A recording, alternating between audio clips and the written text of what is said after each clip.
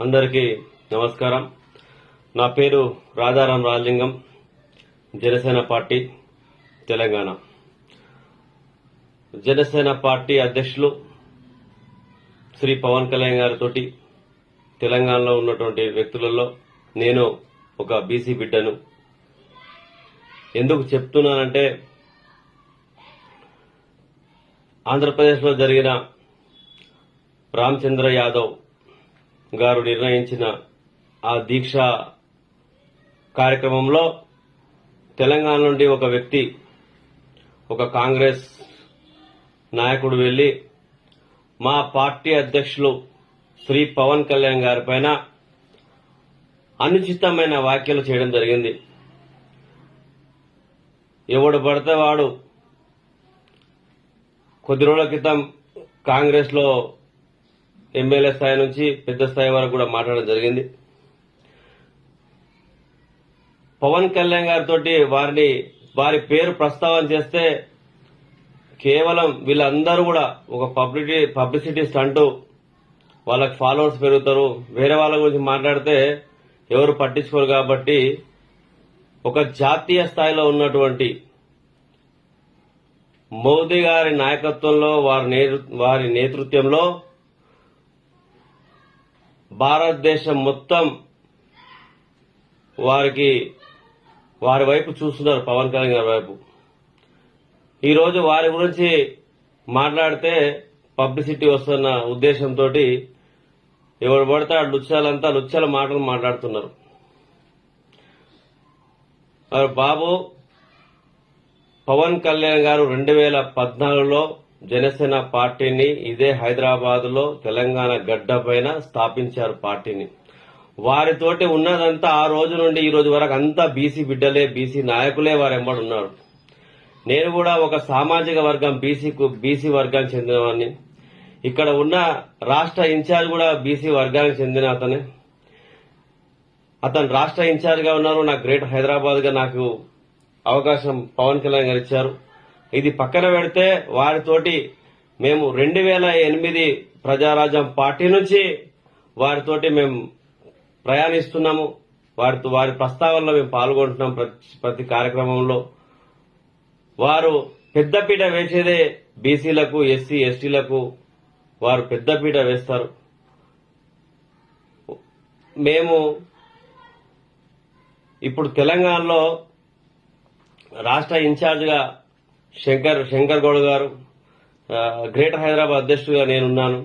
మా పైన ఎంతో మంది పెద్ద పెద్ద నాయకులు, నువ్వు చెప్తున్నట్టు అగ్నగర్ వేరే వాళ్ళు పెద్ద పెద్ద నాయకులు వస్తే కూడా లేదు, నన్ను నమ్ముకొని నాతోటి జర్నీ చేస్తున్న వాళ్ళను చూడాలన్న ఉద్దేశంతో ఈ రోజు కూడా పార్టీలో ఎవరు వస్తారో కూడా తీసుకోకుండా మమ్మల్ని నడిపిస్తూ వారి ఆలోచన విధానంతో మమ్మల్ని తీసుకెళ్తున్నటువంటి వ్యక్తి పార్టీ అధ్యక్షులు, మా అధ్యక్షులు శ్రీ పవన్ కళ్యాణ్ గారు. అరే, నీ పేరు కూడా ఎవరు తెలియదు, సామాన్యంగా నీ పేరు ఎవరు తెలియదు. ఈ రోజు నిన్న మాట్లాడినా ఇక నీ పేరు పాపులర్ అవుతుంది. పవన్ కళ్యాణ్ మాట్లాడినా నీ పేరు పాపులర్ అవుతుంది. అసలు మాట్లాడడానికి తెలంగాణ అంటే ఒక పెద్ద గౌరవం. తెలంగాణ ప్రజలంటే కూడా ఎక్కడ పోయినా రాష్ట్రంలో తెలంగాణలో ఒక పటిమ ఉన్న నాయకులు అని మా పార్టీ అధ్యక్షులు గారు పవన్ కళ్యాణ్ కూడా ప్రతిసారి పలుమారు చెప్తా ఉంటారు. ప్రతి చోట తెలంగాణలో ఉన్న వాళ్ళు ఏదైతే పట్టుకుంటారో దాన్ని వదలకుట్టి ఇచ్చేస్తారని చెప్తారు. కానీ నువ్వేం చేస్తున్నావు, మొత్తం తెలంగాణ పరువు తీసేసి అడ్డమైన లాంగ్వేజ్ మాట్లాడకుండా నువ్వు ఏం మాట్లాడుతున్నావు?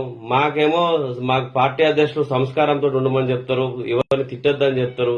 మేమేమన్నా పార్టీ తరఫున మేము ఇట్లా మీలాంటి వాళ్ళు మాట్లాడి తిడితే మాకు మళ్ళా పార్టీ నుంచి నోటీసులు ఇస్తారు. మాకు క్రమశిక్షణ చర్యలు ఉంటాయి. దీనివల్ల మేము మాట్లాడలేకపోతున్నాం. లుచ్చ అనడం రాదా మాకు? అవలగడ అన్నికి రాదా మాకు? నువ్వు ఒక బేగుఫ్ అన్నికి రాదా? నువ్వు ఒక మెంటల్ గాడం అన్నికి రాదా? నువ్వు ఒక పాగలగాడం అన్నికి రాదా? మాకు రాదా ఈ భాష? కానీ మాకు మా పార్టీ అధ్యక్షులు గారు ఏదైతే క్రమశిక్షణ, ఏదైతే ఒక పద్ధతితోటి మాట్లాడాలన్న ఉద్దేశంతో ఈ మాటలు మాకు రావు. నువ్వు మాట్లాడిన ప్రతి మాటకు సమాధానం చెప్పగలుగుతాం. మేము ప్రతి మాటకు సమాధానం చెప్పగలుగుతాం.